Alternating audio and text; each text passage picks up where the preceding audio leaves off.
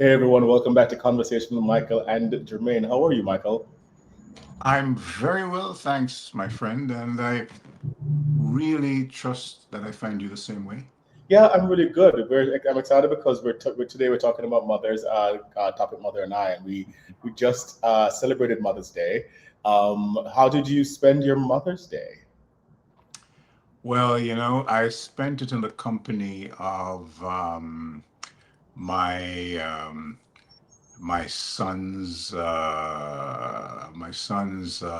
wife, my daughter, Hmm. and I also spent it in the company of their mother was there as well. So there were three ladies around, and three mothers, and that was how the time was spent, and it was Wonderful. time well spent. Oh, fantastic. Yeah, my mother is in another country. She's in Jamaica. I'm in New York. So I did Mhm. reach out to her and my sister. And actually, I'm very fortunate. I have a lot of mothers in my life, or women that are mentors in that way. So I did reach out to a lot of them to wish them a wonderful day. I'm very excited about this conversation, primarily because I think that there is a particular sacred space to talk about what the role of a mother is, as men talking about how the women have shown up for them in their lives. And I do find that I'm in a place in my life right now where the baton is shifting between helping to kind of take care of your parents, or like that space where you're like, the mother relationship and son relationship is shifting in this really interesting way. So I'm very excited to get into this conversation about like relationship with our mothers, what are healthy ways to do it, and what are some of the things that we can learn from the relationship and grow from. I kind of like starting the ball rolling with a question. One of the things I learned from you is that the best conversation starts with a great question, right? Yeah, So, absolutely, absolutely. Yeah. Okay. so what's the first memory of your mother? That's a very good question, Jay. The very first memory of my mom. It was oh, I Grand Market. Grand Market. Christmas So Grand this Market? this is what they call Christmas market in Jamaica, Yes. Okay. right? And her looking forward to that time of the year when she would take myself and my brother down to King Street parade, and we would walk streets, and she would be there with us, and we would be selecting toys and just really having a great time. So that was interesting enough my first memory of my mom. And so the first memory from mother for you felt joyous and happy and safe. Hmm. Yeah, my first memory of my mother, funny, I wrote about it in a show I did in grad school. My mother would sell at the school gate to kids, right? She would sell candies or anything, just kind of survival job. She was a Um, businesswoman. Absolute entrepreneur, businesswoman, right? Yeah, entrepreneur. And fully, yeah, fully. That's why I think I'm an entrepreneur today too. Mhm. Um, but I remember being with her. Like my sister was in school, I was too young to go to school. But I remember being with her and just like being present with her as she would get the things together, and I was probably sleeping next to her. And so I always, my first memory of her was she was going to get up and make things work and survive and hustle. And so I think that was a really interesting introduction to who the woman that become your mother, because oftentimes we don't think about, I never think about that, the initial human being who is now asked to raise this person coming into the world, and how that looks. I have another question that I wanted to throw at you then. So, did you find that as you got to know your mother, what was one of the interesting things that started to surprise you, or you learned about her as you got to know her? Hmm. My mother was a great warrior. She Worry. worried a lot. Yeah, I mean, my mother would worry if she didn't have anything to worry about. She was a chronic warrior. What did you And, think about that? Yeah, yeah. Finish your thought. and so one of the things that I got to understand about her is that it was because of her caring nature. Why Hmm. because she was always worried about others, not just the children, but the neighbors, but her friends, about life. she was just, everything to her was you know was worry. And so what I took from that, what I took from that is that I find now in as a grown man, I find that I often reflect very deeply on things. I Hmm. don't worry, but I've learned to not worry because I realize that worry doesn't really solve anything. Because you saw the fatigue of what Ori did to her. Yeah, and I saw what that did to her as well. So Yeah. what I learned to do was to not worry, but try to think deeply about things. I think it connects to that. I think the thing I noticed about my mother is worry, because she did worry a lot. Was worry how to financially take care of things. So there was a lot of, I think I learned my financial anxiety in that space first, where a part of the thing, I suppose that you have to do as a mother, you think of the mother hen syndrome. And my mother, for the most part, was single mother for a while, and then my stepdad came in. And so sometimes I often think of what support system she had around her. Um, Now looking back with more tools, but as a kid, I did remember the constant worry to provide as well, and I saw the anxiety. I could put it this way: I could tell when my mother was financially okay and when there was like it was tight.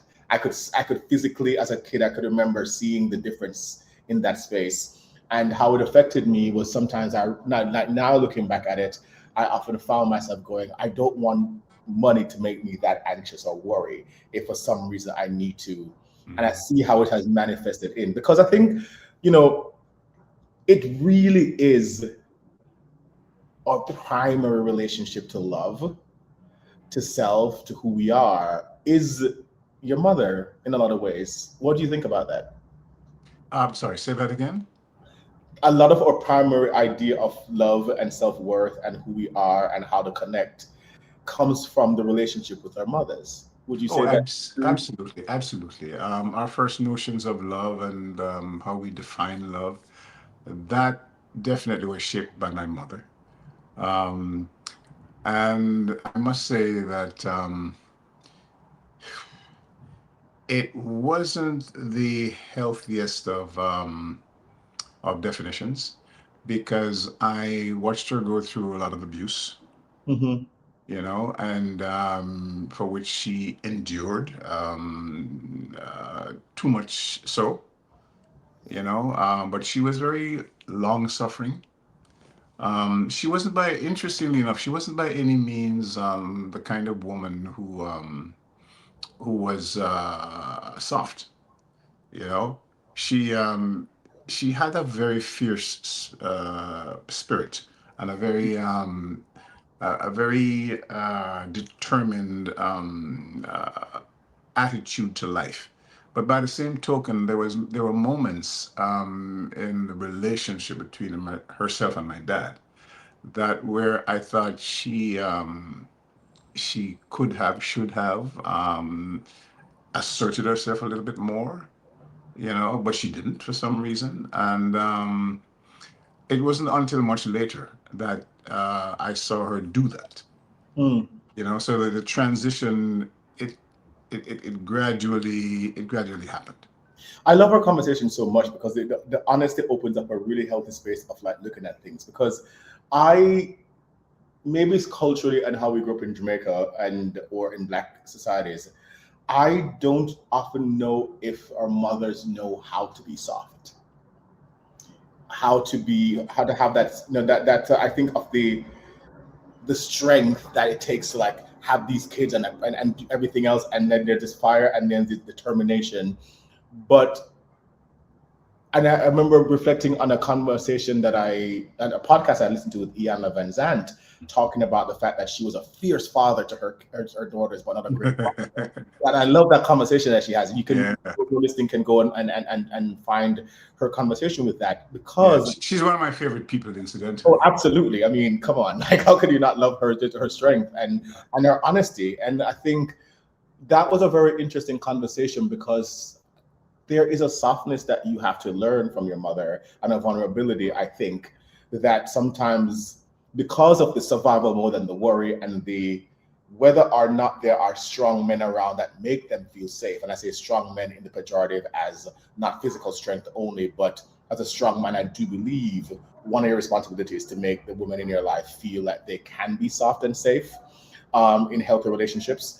And that is not just about intimate relationship. I fight my sister all the time to say, hey, feel safe enough with me to be soft. And she's like, well, no, I gotta be like, no, feel safe enough with me to be soft. And I find that I don't know if my mother or that generation of women knew how to allow themselves to be vulnerable, to be soft, because I do think it now affects the other side of where we are now as adults, trying to have relationships with them and try to also have a relationship with you being my mother and now me also almost, being a caretaker in some ways.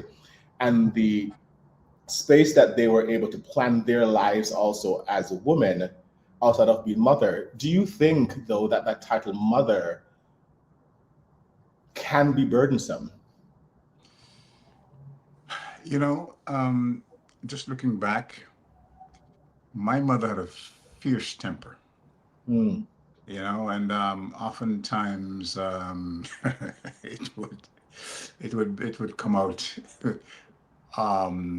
where myself and my brother was concerned.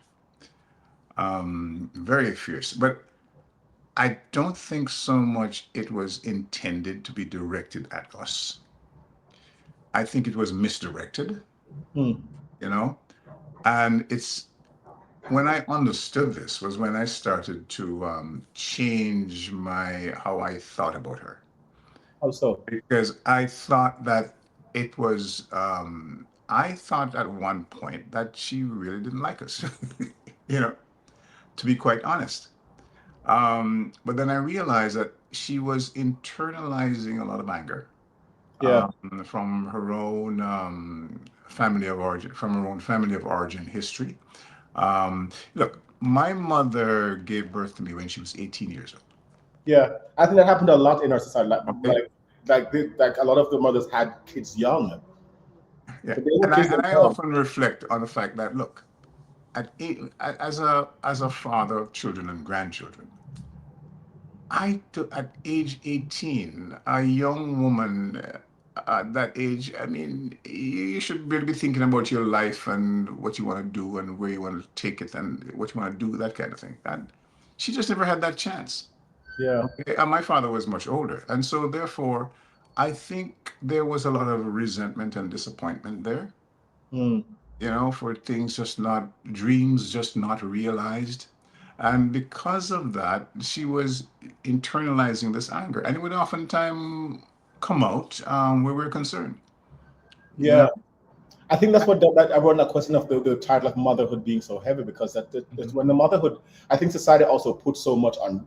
When you're a mother now, you got to like literally leave yourself fully out of the equation, and that becomes like sometimes when my mom and I go back and forth with things, and I go, no, in this moment, you're mothering too much.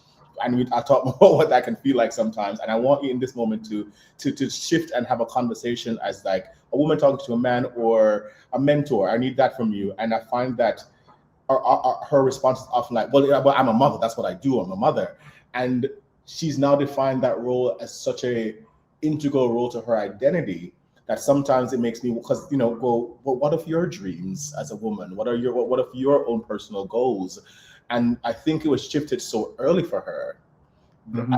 that she kind of just fully paused it. And even as her kids got to an age where they could be independent, she didn't really know how to maybe revert back or go forward into some of her what were my dreams again, what were my goals again, and oh, they seem so far away that it might feel like I'm starting over. Because in my case, I know that my mother didn't have the access to education that I did, and so for her to start over, and I mean, I did see her taking steps. So like she went back to school and she became a tailor, and she was making brilliant clothes for men in the neighborhood. And but then at some point there's also the space in maybe in certain societies. I mean, I know definitely in my situation. And so I'd reach out to part of this conversation I'm excited about is that I'd reach out to some friends to ask them, throw some questions at me for us for this conversation. And Mhm. again, for those who are listening and subscribing, please like, share, and subscribe and throw your questions at us. A really helpful way for us to grow this platform. Yeah. Um, but a huge part. Mhm. Sorry, I just wanted to say this in terms of where my mom was concerned, and I this is something I'd shared, I think, in our very first conversation when we were talking about parents Yeah. and childhood. My life started to turn around when I recognized that a lot of the things that my mother and father were doing towards myself and my brother, and later my sister, um, they were doing it not because they wanted to necessarily hurt us, Hmm. but because they were just acting out of what they had learned as coming out of their own family experience. And it didn't really serve us well. They intended it well. They were both good caregivers and providers, but as in terms of how the relationship, it was not the best. Well, And it wasn't until I got to a place where I understood that, look, they didn't intend to really hurt us. yeah. Um, but what they were just doing the best with what they knew how. I think the duality of that is, Yeah. and I totally agree with you. And I find it now as my friends had sent me some questions, and the questions were very similar, interestingly enough. A lot of it was around how to have this conversation with the parent to say, okay, we have to now figure out another way to move forward in our relationship. Because some of the things that we're doing, no, though not intended to hurt, did hurt. Oh, yes. Can we change the pattern of that now? Can you hear me when I say, let's not do it this way anymore? Can we, to have an adult relationship moving forward now, as I'm now an adult and I'm so grateful for where you brought me, can we now move forward in how we communicate? Can we shift how we relate to each other? Can we shift how we have conversations around certain things? And I Mhm. find that that can be hard to shift. How do you find have you found that you have to navigate that in your own relationships where you had to now say, hey, this is a new boundary? How do you give your parent, your mother particularly, a new boundary in your relationship so that it grows? Oh, that happened when I was, one of the questions I had, and this is, to the point you're making, was at what point did I really begin to understand my mother? What age was I when I started to understand my mother and really Hmm, some of the good some question. of the issues that she was dealing with in her own life. And by that time, I was older, and I was an adult, and I was, because the relationship was somewhat strained for a number of years, and I would still go and visit her, and and she would display this intense love and reaching out for me, and I saw a side of her that I never saw when I was younger. Mm. And by that time when she was reaching out, then I was just kind of saying, well, is this the same woman that who, You who, almost who, resist it who, sometimes. You're like, oh, who, no, no, no. yeah, who is Who this are woman you? here? Right? But then over time, as we started to have more and more deeper conversations, and and she was still reserved in terms of sharing because, she, for most of her life, she wasn't accustomed to opening up to anyone. Hmm. She kept a lot of things deep in it's like I said, she pondered a lot of things in her heart. You know what I mean? Or just to open up to her And child, who's also a man. mm, yeah, Yeah. so by that time I'd started to ask her some serious questions about life and relationships, and that's when she kind of sort of would in slowly in drips and drabs she would kind of say some things, and then I would have to know sort of try to figure out what exactly it is that she really meant, because she still wouldn't say fully what she was thinking, Hmm. you know. But by that time, I had come to realize that, look, um, she was acting out of her own challenges and her own backstories, and so because of that, I mean, I was able to just let go of any feelings of resentment that I had towards her, to the point where, yeah, she would, when I would go to visit her, I mean, she would have she would really eagerly look forward to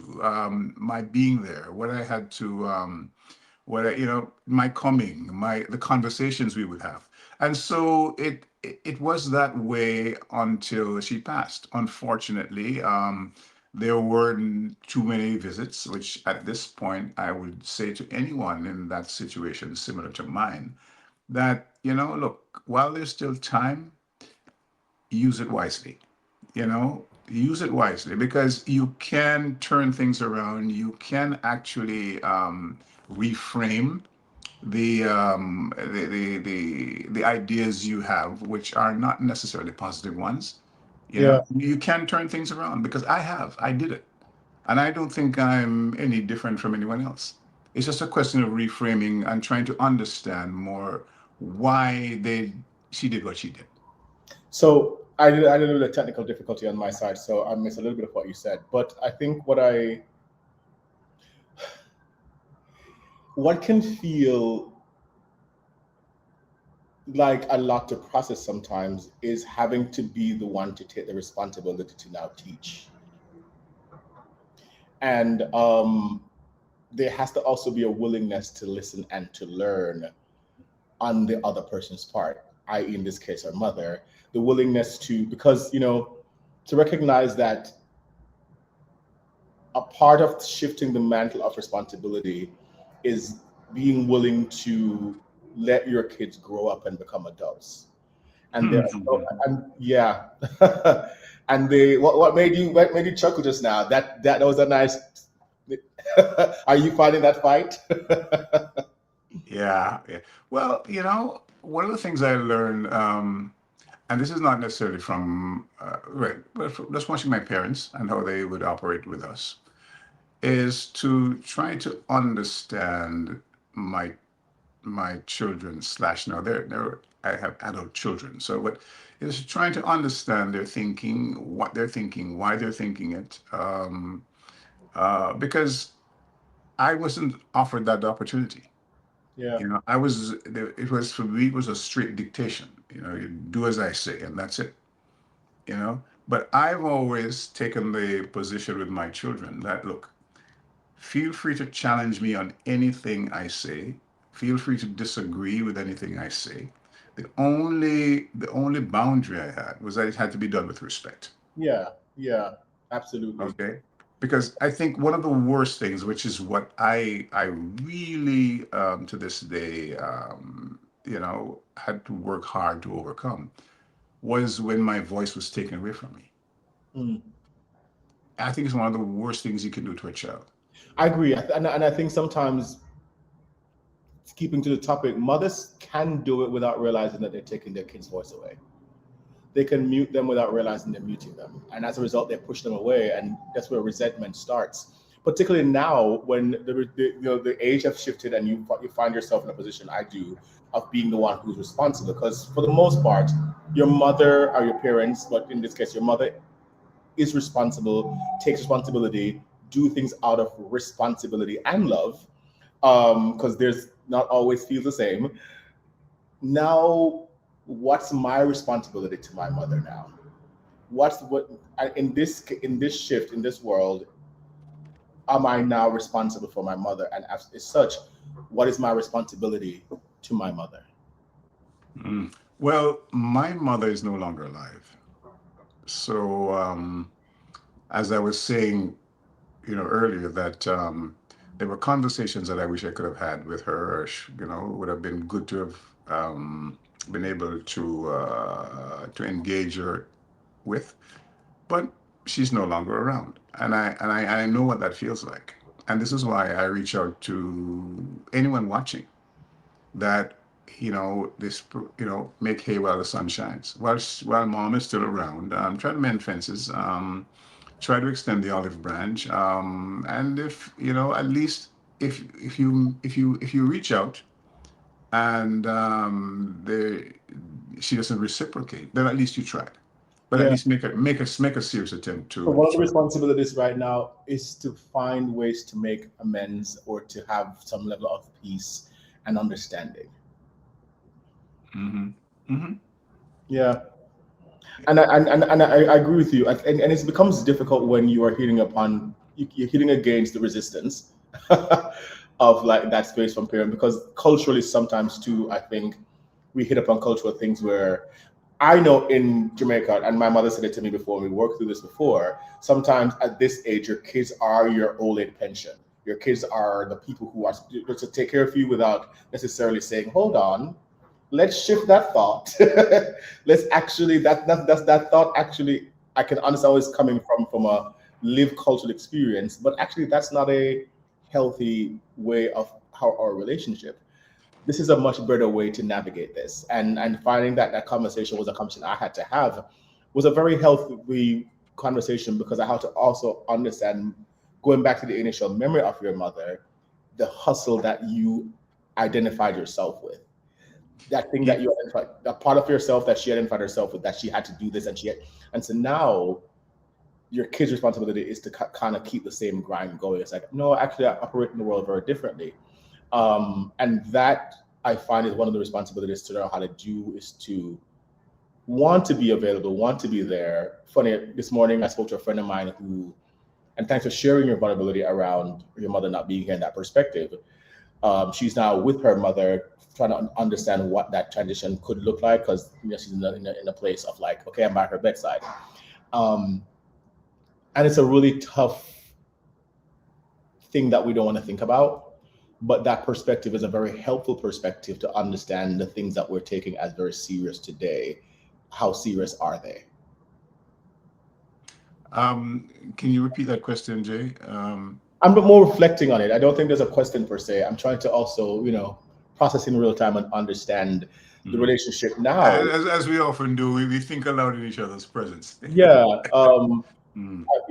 What is it? What the responsibility is now at this level as you're trying to navigate parents that are, because I do also recognize, and we don't have the perspective in this room, right, per se, that we're also boys or men who have to deal with their mothers, and it's very different perspective if you're a daughter dealing with a mother relationship. I've seen how that can also bring up its own nuances and things. So I'm just trying to understand in a general way, what are some of the responsibilities of the adult that you are now to the mother that is, I suppose, do you always need to have a mothering you in your life? It's a very interesting question. I know people, good people, well-adjusted people, who, for the most part, they never had mother or father in their lives, and they somehow managed to, I guess, through with the help of others, maybe grandmothers, aunts, or whoever it is, to provide a figure, a mother figure, who really helped them to become responsible individuals. Loving, responsible, caring individuals. I that raises also the question, because from time to time I run into folks who, especially folks who were adopted, you know, and they're really pining after the fact that they never had a mother, and they need to find their mother, and they need to get answers, etc., etc., etc. And one of the questions I usually ask is, okay, so what if the questions that you are going to ask, what if the answers don't accord to what you think you want to hear? Mm. What do you do then? Because I think oftentimes they're thinking that I am going to get a certain answers, to coincide with what I'm thinking, and it doesn't normally happen that way. Or what they're thinking, why their mother would um, would uh, Abandon. would respond in a way that would bring them relief from what they're feeling. Yeah. Okay, what if that doesn't happen? Yeah. What do you do then? And so, therefore, when you, when you decide to go to pursue these things, you have to understand, because this is something I found. I mean, the answers I was looking for, I thought I would get, it just wasn't so, Yeah, and you know. But you then I had to be, I wasn't prepared. But mm, then eventually I was able to think it through and realize that, okay, fine. So it wasn't what I wanted to hear. But she didn't tell me what I wanted to hear, but she told me what I needed to hear. yeah, but I think what you're reminding me of now, and I want to make sure I say it, is to honor all the mothers that stepped up in different ways. So that there's birth mother, but that's only one version of how you can experience that relationship. Like aunts have stepped up, mentors have stepped up, family members and or people you meet along the way have stepped up in those really healthy ways. I really do believe, as we're about to wrap up shortly, like all the relationships that we've been blessed with in our lives are gifting us the opportunity to practice love, giving us the opportunity to practice the variety of love that exists. Can you love me regardless, in spite of all of the layers that I come with? And I think if we can find that space, we can really honor a mother's love in a lot of ways, like the ability to be there and to sacrifice and to show up, even when sometimes that means sacrificing parts of yourself that can feel like a dismissal of who you are.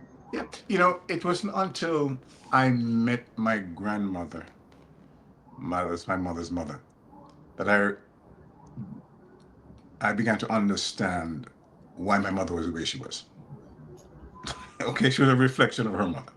Okay, I and was lucky. I was fortunate to be in the house watching the relationship in real oh, you time. saw a boy, yeah, Oh, yeah. it was a lot. I saw that. It wasn't. It really wasn't. It was interesting. But anyway, my daughter now, watching her with with my grandson, Mhm. and there's certain things that these are situations you have to approach carefully.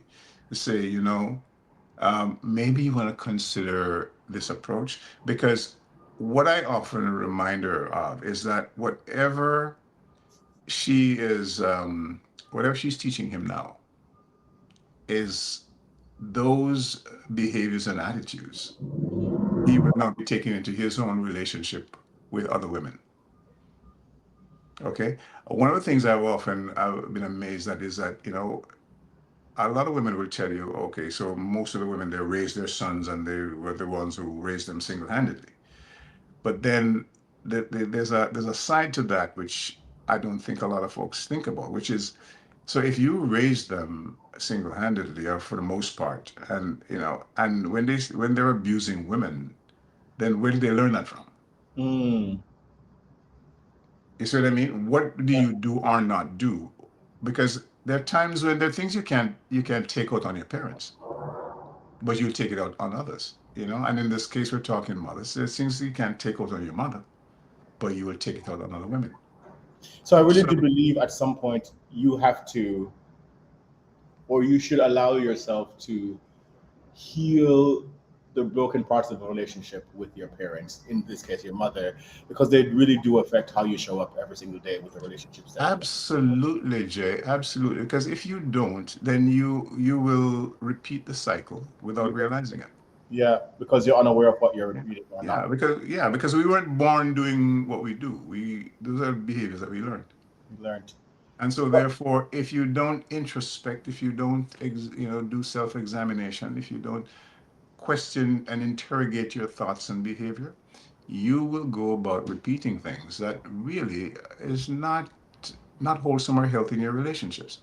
Not starting with yourself and then by extension others, and in this case, other women, because we're talking about mothers here. Yeah, and I do It goes believe. for the same thing with fathers, but we're talking about women. So Absolutely. And I think what's beautiful about this is also the reminder to give our mothers the spaces to, if they can, are able to do that own work for themselves, to heal their relationship with their mothers, if they're there or not. Like, you know, giving my mom the opportunity sometimes when I have conversations with her to gift her perspective about the relationship I observed with her mother. And sometimes now I can actually say to her, I witnessed that moment and it actually wasn't okay. exactly, exactly. It's one of the hardest things for children to come to a place, to get to a place where they can say, you know, what my mother or my father did, that was not loving. Yeah. Okay. Not because they were bad or evil people, but because they were only doing the best with what they learned and what they know how. But Okay. even for me, the step back for me also was to be able to let my mother know that what I witnessed her mother doing wasn't okay for her as well. Mm-hmm. Mm-hmm. So that she in turn can recognize that what you might be doing to my sister and my brother and me is coming from that source. Yeah. Yeah, When, I was going to say, you remember the time that Nana didn't do that thing to you? That's what you're doing right now to us. I said, oh, make her the daughter in the conversation yeah. versus the mother. Yeah. I love her conversation as always. I'm Look, excited. yeah, the honesty. Look, if you're going to really, the worst lie you can ever tell is a lie you tell yourself. Yeah, Okay, yeah. and so we need to stop telling ourselves lies and be honest with ourselves. There are a lot of things I do that were nice. There are a Yeah. lot of things that my mother did was nice, but there are a lot of things that wasn't nice But, either. you know the thing with parents though, you tell them something and they're like, me, I did that. When did that happen? You're like, oh, It's a denial syndrome. Yeah, yeah, but no, I me, me never understand. lick you, me. No. And I get that. I get that.